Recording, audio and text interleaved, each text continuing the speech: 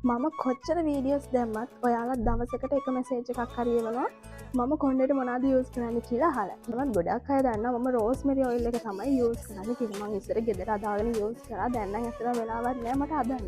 ඒකින්දා මම මෙන්න මේ රෝස් මරි ආග්‍රෝත් සීරම් එක තමයි දැන් යස් කරන්න දැ මාස 3ක් විතර මේක තමයි යස් කරන්න හරිද මේක මේක සනක පේජකින් මම ගන්නේ එතකොට මේක මම ගන්න ප්‍රධාන මේකුව තමයි මේක castor oil vitamin E peppermint oil olive oil coconut oil tea tree oil carbonate කලු දුරු ඒ වගේ ගොඩාක් දේවල් මේක ඇතුළෙත් තියෙන හරි එතකොට මේ සීරම් එකෙන් අපට ඉස්සරි ප්‍රශ්න ඇති කරගන්නත් පුළුවන් සහ මේක ගද්ද නෑ මොකද මේකට ඔයිල් එකක් වගේ ගත්ත නෑ මේක සීරම් එකක් එතකොට